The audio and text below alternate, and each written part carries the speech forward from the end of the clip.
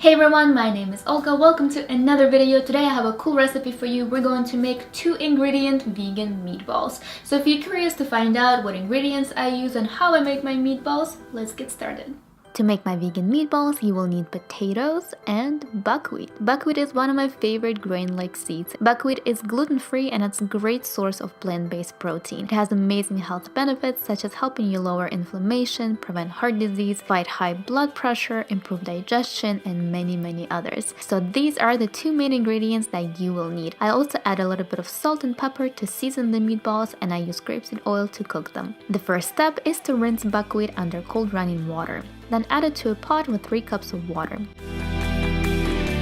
Bring to a boil and season with salt. Reduce the heat to low and simmer for 15 minutes or until all of the water evaporates. Meanwhile, peel the potatoes and grate them using a handheld grater. Choose the side that grates finely. You don't want to have large pieces of potatoes because they might not cook through. All done. As you can see, my potatoes turned a little bit pink. I actually researched about this. Apparently, it's nothing to worry about. It's just a chemical reaction after the potatoes are peeled. Next, you want to squeeze the grated potatoes to remove the juice. This will help to ensure that the meatballs do not fall apart. Once you squeeze them, place them into a bowl. By this time, our buckwheat should be ready. This is what it looks like when it's done. So just fluff it with a fork and add it to the potatoes. Season with salt and pepper. Then grab a potato masher and start mashing it. By the way, you can add other spices such as paprika, coriander, dry parsley, but I always eat these meatballs with tomato sauce, so I usually don't add more spices to them. As always, the exact measurements and directions for this recipe will be on my website at fablunch.com, so make sure to check them out there if you want to print or bookmark this recipe. Once you're done mashing, the mixture kinda looks like ground meat. So the next step is to form the meatballs with your hands. For some reason, I really enjoy this process.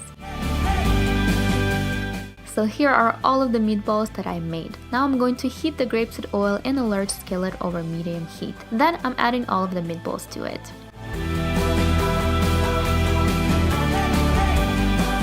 Cover the meatballs and cook for about 5 minutes.